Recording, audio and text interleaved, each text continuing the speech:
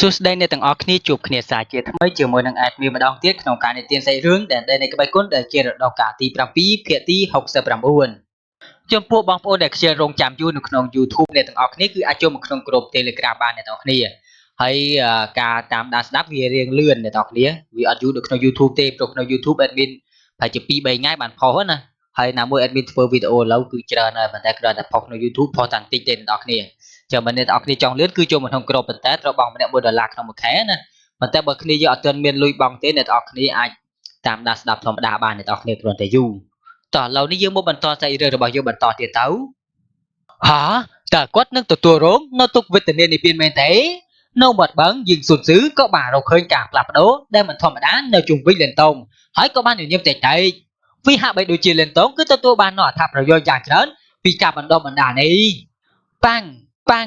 ត្រូវលោកជាបន្តបន្ទាប់នៃការប្រែប្រួលអញ្ជប់ឈោក៏បានសាយភាចេញពីរាងកាយរបស់លេនតងបើមើលពីចម្ងាយរាងកាយក្រហមឆ្អៅរបស់គាត់មើលទៅគឺដូចជារងើកភ្លើងពណ៌ក្រហមជាការពិតណាស់នេះគឺជាប្រផ្នូលនៃទុក្ខវេទនានិព្វានទោះបីជាបែបនេះក្តីនៅពេលដែលទុក្ខវេទនានិព្វានចិត្តនឹងផ្ទុះឡើងធម្មពលផ្លូវចិត្តដ៏ខ្លាំងក្លាមួយរំពេចនោះក៏បានចាប់ផ្ដើមបន្លឺឡើងចេញពីវិមាននិវត្តរបស់លេនតងរំពេចនោះពពកខ្យល់ព្យុះក៏បានចាប់ផ្ដើមបក់បោកមកពីលើមេឃនៅពីលើសាធំទុក្ខវេទនាខ្យល់រន្ទាមែនទេទុក្ខវេទនាទ្វេដងមែនទេក្មេងម្នាក់នេះគឺពិតជាមានមហិច្ឆតាមែនយីងស៊ុនស៊ឺគឺមានអារម្មណ៍ក្រៀមក្រំបន្តិចនៅពេលដែលគាត់បានងើបមកឡើងមុននឹងគាត់បានញញើមហើយក៏បានក្រវត្តដៃអារបស់គាត់នេះក៏បានធ្វើឲ្យដំបូលនៃសាធំក៏បានប្រែបែកជាបណ្ដើដោយនឹកស្មានមិនដល់ដោយបានបង្ហាញពីផ្ទៃមេឃដែលគ្មានព្រំដែននៅពេលនេះពពកខ្យល់ព្យុះបានប្រមូលផ្ដុំគ្នារួចទៅហើយខណៈពេលដែលពស់ពណ៌ប្រាក់ក៏បានបោកបោកនៅក្នុងនោះនេះគឺជាទុក្ខវេទនាខ្យល់រន្ទាយីងស៊ុនស៊ឺបានក្រឡេកទៅមើលពពកដែលបានហក់ឡើងមុនពេលដែលគាត់បានងាកទៅមើលលេនតងដែលខ្លួនរបស់គាត់ប្រែទៅជាពណ៌ក្រហមហើយបច្ចុប្បន្ននេះកំពុងតែឆ្លងកាត់នៅទុក្ខវេទនានិព្វានគាត់មិនមានចេតនាជួយទៅដល់លេនតងនោះទេផ្ទុយទៅវិញគាត់គឺបានសង្កេតមើលទស្សនវិជ្ជានេះដោយការចាប់អារម្មណ៍យ៉ាងណាមិញគាត់បានដឹងយ៉ាងច្បាស់ថាទុក្ខវេទនានិព្វានឬក៏ទុក្ខវេទនាខ្យល់រន្ទានេះគឺតម្រូវឲ្យមនុស្សម្នាក់ពឹងផ្អែកទៅលើកម្លាំងរបស់ខ្លួននេះគឺជាជំហានចាំបាច់បំផុតដែលមនុស្សម្នាក់ត្រូវតែឆ្លងកាត់មានតែតាមរយៈការឆ្លងកាត់ទុក្ខវេទនាបែបនេះទេទើបកម្លាំងរបស់មនុស្សម្នាក់នោះគឺពិតជានឹងកើនឡើងរលកជាបន្តបន្ទាប់នៃធម្មពលដ៏ក្តៅនិងក្រហមបានផ្ទុះឡើងដែលដូចជាទឹកជំនន់ជន់លិចនៅលើខ្លួនរបស់លេនតងក្នុងពេលជាមួយគ្នានោះដែរអណ្ដាប់ភ្លើងពណ៌ក្រហមឆ្អិនឆ្អៅក៏បានផ្ទុះឡើងដោយនឹកស្មានមិនដល់នៅក្នុងខ្លួនរបស់លេនតងជាមួយនឹងសម្លេងនៃការផ្ទុះយ៉ាងខ្លាំងមុននឹងរួមព័ទ្ធជុំវិញគាត់យ៉ាងឈួតឈួតខណៈពេលដែលពួកវាក៏បានឆាប់ឆេះយ៉ាងសន្ធោសន្ធៅនៅក្រុមអណ្ដាប់ភ្លើងក្រហមឆ្អិនឆ្អៅទាំងនោះស្បែករបស់លេនតុងក៏បានចាប់ផ្ដើមបញ្ចេញនូវពន្លឺពណ៌បៃតងខណៈពេលដែលស្រកាពណ៌បៃតងបានចាប់ផ្ដើមលេចឡើងម្ដងមួយជាងនេះទៅទៀតនៅក្រុមការដុតនៃភ្លើងនិព្វានដែលត្រូវបានបង្រួមពីកម្លាំងនិព្វានចេញពីរាងកាយរបស់គាត់លេនតុងអាចមានអារម្មណ៍ថាកម្លាំងនាគសួររបស់ឈីងជឺគឺបានផ្ដល់ឲ្យគាត់នូវសញ្ញានៃការធូររលុងបណ្ដុំនៃធម្មពលដ៏អាចកំបាំងក៏បានចាប់ផ្ដើមបញ្ចេញនូវពន្លឺមុនពេលដែលវាបានបញ្ជូនចូលទៅក្នុងសាច់ដុំនិងឆ្អឹងរបស់លេនតុងជុំនេះផ្លាស់ប្ដូរនាគសួរពណ៌បៃតងយីងស៊ុនស៊ឺបានក្រឡេកទៅមើលស្រកាពណ៌បៃតងនៅលើដងខ្លួនរបស់លេនតុងដែលបានបញ្ចេញនូវពន្លឺពណ៌បៃតងមុនពេលដែលគាត់បានញញឹមតិចហើយរអ៊ូរទាំថាហើយគេបាននិយាយថានៅពេលដែលមនុស្សណាម្នាក់ស្ទាត់ជំនាញទៅលើសិល្បៈក្បាច់គុននេះទាំងស្រុងមនុស្សម្នាក់នោះនឹងមានរាងកាយដ៏ខ្លាំងក្លាដែលអាចប្រកួតប្រជែងជាមួយនឹងត្រកូលនាគជាន់ខ្ពស់បានក្មេងម្នាក់នេះគឺពិតជាសំណាងណាស់បន្ទាប់ពីយីងស៊ុនស៊ឺបាននិយាយចប់ភ្លាមនោះកូលុនក៏បានបក់បោកនៅលើផ្ទៃមេឃខណៈពេលដែលពពកខ្យល់ព្យុះក៏បានបក់បោកយ៉ាងខ្លាំងពស់ភ្លេចបន្ទោដ៏ធំមួយក្បាលស្រាប់តែបានបាញ់ចុះមកពីលើមេឃដោយផ្ទាល់ហើយក៏បានបាញ់សម្ដៅឆ្ពោះទៅកាន់លេនតុងល្បឿនរបស់ពស់ភ្លេចបន្ទោនេះគឺពិតជាលឿនខ្លាំងណាស់មួយរំពេចនោះវាក៏បានហោះចូលទៅក្នុងសាធំមុនពេលដែលវាបានបាញ់សម្ដៅទៅលើក្បាលរបស់លេនតុងយ៉ាងសាហាវទោះជាយ៉ាងណាក៏ដោយខណៈពេលដែលពស់ភ្លេចបន្ទោនេះជិតនឹងវាប្រហារទៅលើលេនតុងប្រហោងពណ៌ខ្មៅរាងជារង្វង់ក៏បានចាប់ផ្ដើមលាតសន្ធឹងពីលើក្បាលរបស់គាត់វាគឺប្រៀបដូចជារណ្ដៅដែលគ្មានបាតហើយវាក៏បានលេបត្របាក់ពស់ភ្លេចបន្ទោចូលទៅក្នុងនោះនៅពេលដែលពស់ភ្លេចបន្ទោបានហូរចូលទៅក្នុងប្រហោងខ្មៅរាងកាយរបស់លេនតុងបានចាប់ផ្ដើមយល់យ៉ាងខ្លាំងបន្ទាប់ពីពស់ភ្លេចបន្ទោបានប្រញាប់ប្រញាល់ចូលទៅក្នុងប្រហោងខ្មៅមុខរបស់លេនតុងក៏បានចាប់ផ្ដើមប្រែប្រួលមួយសន្ទុះមុននឹងបង្ហាញពីដាននៃការជឿចាប់ដែលត្រូវបានព្យាបាលយ៉ាងឆាប់រហ័សមួយសន្ទុះក្រោយម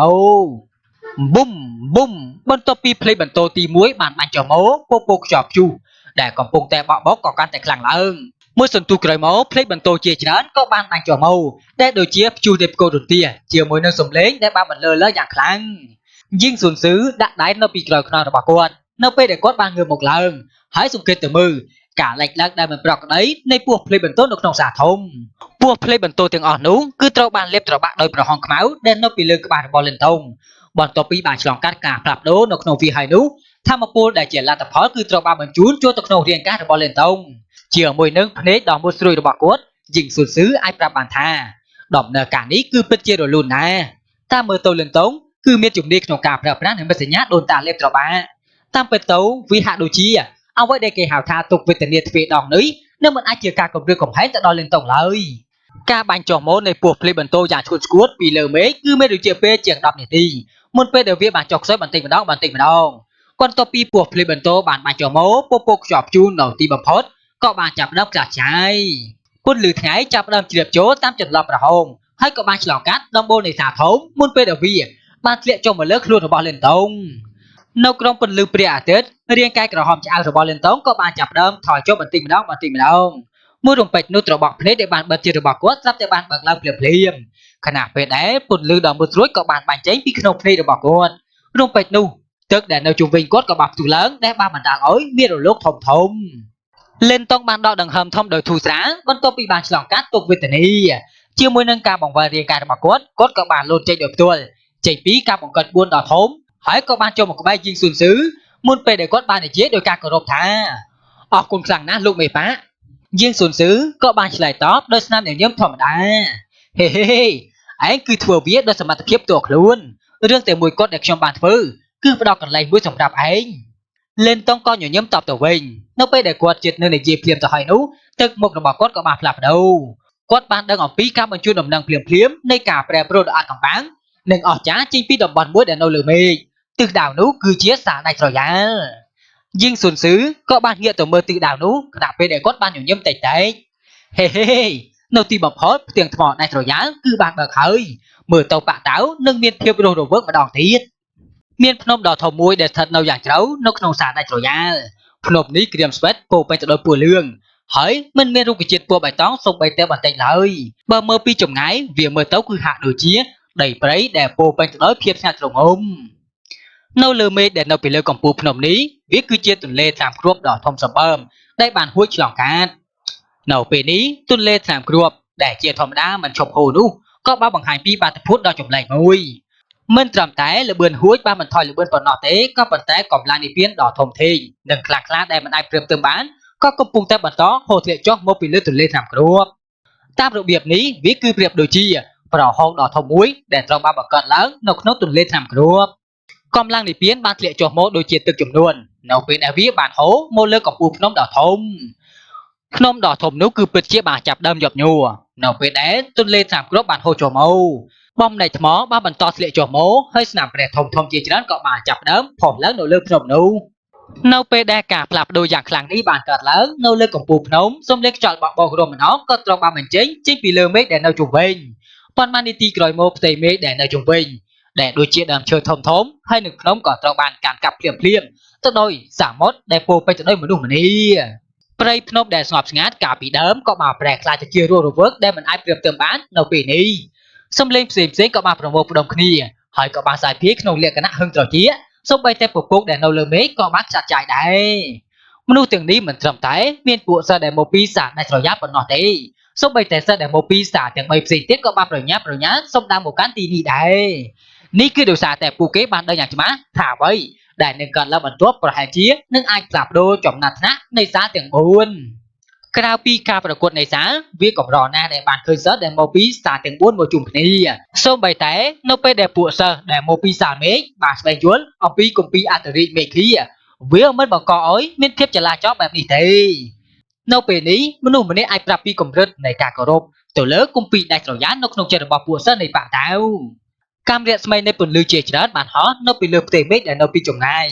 នៅទីបំផុតនៅពេលដែលពួកគេជិតនឹងទៅដល់កំពូលភ្នំនេះតែបានឆ្លងកាត់ការផ្លាស់ប្ដូរយ៉ាងធ្ងន់ធ្ងរពួកគេក៏បានបង្ហាញខ្លួនពួកគេពីរនាក់ដែលនៅខាងមុខគឺជាឆិនចិនហើយនិងអ៊ូតាវមានមនុស្ស6នាក់ដែលបានតាមពីក្រោយពួកគេផងដែរ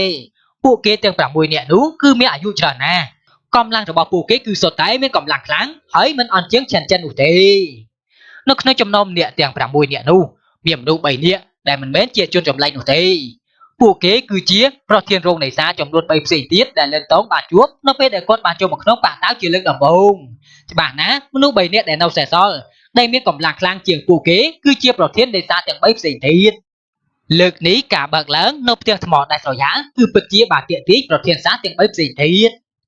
ជាងហៅដែលជាសិស្សផ្ទាល់ជាងខ្ពស់ម្នាក់នេសាទដាច់ស្រយាលក៏បានឈរនៅកណ្ដាលអាកាសហើយសម្លឹងទៅមើលមនុស្ស2 3នាក់ដែលនៅខាងមុខគាត់បានសើចំអកដោយអចេតនាហេសូម្បីតែសាមេឃសាផែនដីហើយនឹងសាទឹកចំនួនក៏មកដែរប៉ាងតុងក៏បាននិយាយថាហើយតើមានអ្វីដែលត្រូវភ្ញាក់ផ្អើលទៅក្រៅពីប្រធានសាទាំងនេះខ្ញុំជឿជាក់ថាប្រហែលជាមានចាស់ទុំមួយចំនួនកំពុងតែសង្កេតមើលកន្លែងនេះដោយសម្ងាត់ការស្វែងយល់អំពីគម្ពីរដាច់ស្រយាលគឺជាព្រឹត្តិការណ៍ដ៏សំខាន់មួយសម្រាប់បកតារបស់យើងហ្វាងយុនបានសម្លឹងទៅមើលភ្នំដែលបានញួរហើយក៏បានត្រៀមខ្លួនក្នុងការធ្វើសកម្មភាពហើយប្រសិនបើយើងអាចស្វែងយល់បានដោយជោគជ័យនៅគម្ពីរដាច់ស្រយាលនៅពេលនេះសារដាច់ស្រយាលរបស់យើងទំនងជាអាចនឹងធ្វើឲ្យប្រសើរឡើងនៅចំណាត់ថ្នាក់របស់យើងនៅក្នុងការប្រកួតនៃបកនាពេលខាងមុខប៉ាងតុងបែរជានៅស្ងៀមនៅពេលដែលបានឮដូច្នេះហើយគាត់មិនបាននិយាយអ្វីសូម្បីតែមួយម៉ាត់ក្នុងនាមជាសិស្សផ្ទាល់ជាន់ខ្ពស់មួយរូបដែលមានបទពិសោធន៍ច្រើនបំផុតនៅក្នុងសារដាច់ស្រយាលគាត់បានយល់យ៉ាងច្បាស់អំពីការលំបាកក្នុងការស្វែងយល់អំពីគម្ពីរដាច់ស្រយាលក្នុងរយៈពេល100ឆ្នាំកន្លងមកនេះមនុស្សគ្រប់គ្នាមានការកកចិត្តបន្ទាប់ពីផ្ទាំងថ្មដាច់ស្រយាលនេះត្រូវបានបើកឡើងតើអ្នកណាទៅដឹងទៅថានៅថ្ងៃនេះនឹងមានករណីលើកលែងនោះភ្នែករបស់ហ្វាំងយុនបានសម្លឹងមើលជុំវិញខ្លួនមុននឹងគាត់បានសួរដោយការភ្ញាក់ផ្អើលហេតើលិនតុងម្នាក់នោះនៅឯណាទៅប្រសិនបើគាត់ខកខានចំពោះព្រឹត្តិការណ៍ដ៏ធំបែបនេះតើគាត់នឹងមិនបញ្ចប់ដោយការសោកស្ដាយទេឬប៉ាងតុងក៏បាននិយាយថាគាត់គឺបានទៅជួបជាមួយនឹងមេប៉ាកាលពីកន្លះខែមុនពួកគេគឺបាននាំយកគ្រាប់ពូជបុរាណអមតៈយានត្រឡប់មកវិញហើយក៏ទទួលបាននូវគុណសម្បត្តិដ៏ធំលោកមេប៉ាក៏គួរតែផ្ដល់រង្វាន់ទៅដល់គាត់ទោះជាយ៉ាងណាក៏ដោយអ្នកទាំងអស់គ្នាអាចជឿជាក់បានដោយសំអាងទៅលើចរិតលក្ខណៈរបស់គាត់វាមិនអាចទៅរួចនោះទេដែលគាត់នឹងខកខានឱកាសសិក្សាអំពីគម្ពីរដាច់ស្រយាលនេះជាងហៅបានសើចយ៉ាងជូរចត់ហេលិនតុងម្នាក់នោះខ្ញុំបានឮថាគាត់ថែមទាំងបានធ្វើឲ្យយ៉ាវលីងរងរបួសយ៉ាងធ្ងន់ធ្ងរដែលជាប់ចំណាត់ថ្នាក់ទី4នៅក្នុងបញ្ជីបកចង់បានហើយមនុស្សម្នាក់នេះតើមិនធម្មតាពេកទេឬហើយសិស្សប្អូនលិនតុងក៏ជាសិស្សនៃសាស្ត្រដាច់ស្រយាលរបស់ពួកយើងផងដែរហើយគាត់កាន់តែរឹងមាំវានឹងកាន់តែល្អសម្រាប់សាស្ត្រដាច់ស្រយាលរបស់ពួកយើងឯងមិនគួរមានអារម្មណ៍មិនសប្បាយចិត្តដោយសារតែគាត់បានយកឈ្នះឯងនោះទេប៉ាងតុងបានជួយចិញ្ចើមនិងបានធ្វើការបង្រៀនក្នុងនាមគាត់គឺជាសិស្សផ្ទាល់ជាន់ខ្ពស់ដែលមានបទពិសោធន៍ច្រើនបំផុតកិត្យានុភាពរបស់គាត់នៅក្នុងសាស្ត្រដាច់ស្រយាលគឺពិតជាខ្ពស់ណាស់ជាងហៅក៏បាននិយាយដោយមិនដឹងខ្លួនថាតើវាអាចទៅរួចដោយរបៀបណាទៅខ្ញុំមិនមានជាមនុស្សដែលមានចិត្តចង្អៀតចង្អល់បែបនេះនោះទេប្រសិនបើគាត់អាចយល់ឃើញដោយជោគជ័យនៅគម្ពីរដាច់ស្រយាលនោះខ្ញុំក៏សប្បាយចិត្តផងដែរបើមិនដូច្នោះទេនោះសាស្ត្រដាច់ស្រយាលរបស់ពួកយើងនឹងត្រូវបានបាក់មុខម្ដងទៀតនៅក្នុងកំឡុងពេលនៃការប្រកួតនៃសារនាពេលខាងមុខហើយប៉ាងតុងបានវក់ក្បាលដោយការពេញចិត្តនៅពេលដែលបានឮដូច្នេះគាត់ចិត្តនឹងនិយាយទៅហើយនៅពេលដែលសម្លេងខ្យល់បក់បោកយ៉ាងសន្ធោសន្ធៅក៏ត្រូវបានបញ្ជូនមកពីចម្ងាយភ្លាមបន្ទាប់មកអិសរាជជនរាប់សិបនាក់ក៏បានប្រញាប់ប្រញាល់មកក្បែរហើយក៏បានចុះនៅចម្ងាយមិនឆ្ងាយប៉ុន្មានពីពួកគេសិស្សនៃបកតាវដែលនៅជុំវិញនោះក៏បានចលាចលភ្លាមនៅពេលដែលក្រុមនេះបានបង្ហាញខ្លួនការសម្លឹងមើលជាច្រើនដែលបានបាច់ទៅលើពួកគេក៏បានប្រែក្លាយទៅជាការគោរពកាន់តែខ្លាំងនោះគឺជាសិស្សច្បងធំស្រីសៀវសៀវហើយនឹងក្រុមរបស់នាងក៏មានសិស្សច្បងជីងយេដែលមកពីសាផែនដីហើយនឹងសិស្សច្បងមូលីដែលមកពីសាទឹកចំនួនផងដែរមានពាក្យចចាមរាមថាពួកគេទាំង3នាក់នេះគឺបានយល់ឃើញដោយជោគជ័យនៅគម្ពីរអាថ៌កំបាំងដ៏អស្ចារ្យនៃសាររៀងខ្លួនរបស់ពួកគេមនុស្សម្នាក់អាចចាត់ទុកថាពួកគេទាំង3នាក់គឺជាអ្នកដែលពូកែបំផុតនៅក្នុងចំណោមសមាជិកនៃក្មេងចំនួនក្រោយនៅក្នុងបកតាវត្រូវហើយជាពិសេសវាគឺជាករណីសម្រាប់សិស្សច្បងធំស្រីសៀវសៀវមានពាក្យចចាមរាមថានាងគឺបានជិតទៅដល់ដំណាក់កាលនៃភាព9ជាតិហើយរួមជាមួយនឹងគម្ពីរនៃអន្តរាយមេឃាវាទំនងថានាងពិបាកនឹងស្វែងរកគូប្រកួតប្រជែងដែលស័ក្តិសមលុះត្រាណាតែមានអ្នកជំនាញម្នាក់ដែលបានឈានជើងចូលទៅក្នុងដំណាក់កាលជីវិតអាថ៌កំបាំងហើយតើអ្នកទាំងអស់គ្នាបានភ្លេចអំពីលិនតុងដែលមកពីសាស្ត្រដាច់ស្រយាលហើយមែនទេកាលពីមុនគាត់គឺបានប្រយុទ្ធជាមួយនឹងយ៉ាវលីងដែលជាអតីតនៃព្រឹត្តិការណ៍របស់ច្រកទ្វារយានហើយថែមទាំងអាចធ្វើឲ្យយ៉ាវលីងរងរបួសយ៉ាងធ្ងន់ធ្ងរទៀតផងឮថាយ៉ាវលីងនេះគឺជាអ្នកជំនាញដែលបានឈានជើងចូលទៅក្នុងដំណាក់កាលនៃវា9យានតាំងពីយូរយានណាស់មកហើយពិតមែនហើយខ្ញុំក៏ធ្លាប់បានឮអំពីរឿងនេះដែរ បើនេះគឺជាការពិតមែននោះលេនតុងនេះគឺពិតជាមិនសាមញ្ញនោះទេចៃដន្យអីគាត់ក៏ជាសិស្សនៃសាស្ត្រដាច់ស្រយាលផងដែរលើកនេះគាត់គួរតែមានលក្ខណៈសម្បត្តិគ្រប់គ្រាន់ដើម្បីសិក្សាអំពីគម្ពីរដាច់ស្រយាលខ្ញុំឆ្ងល់ថាតើគាត់នឹងទទួលបានជោគជ័យដែរឬក៏អត់ទៅហើយគ្មាននរណាម្នាក់ដឹងនោះទេថា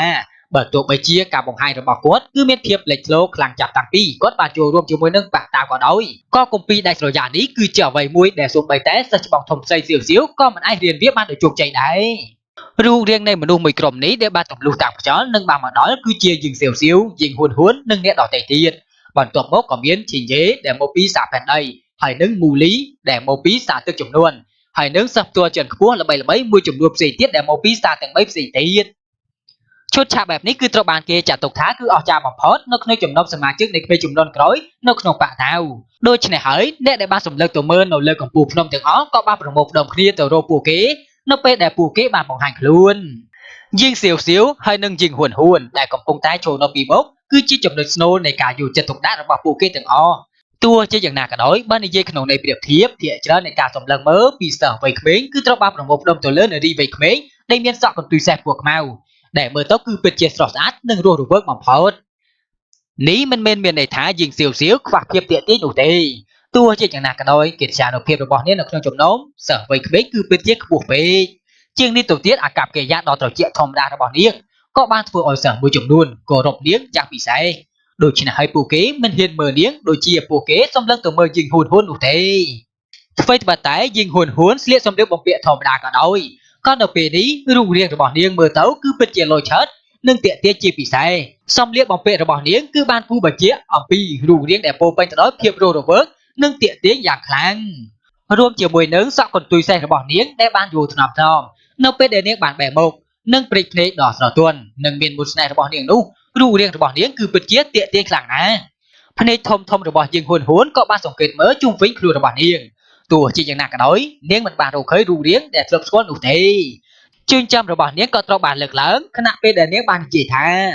តើលិនតុងម្នាក់នោះគឺពិតជាមិននៅក្បែរនេះទេឬ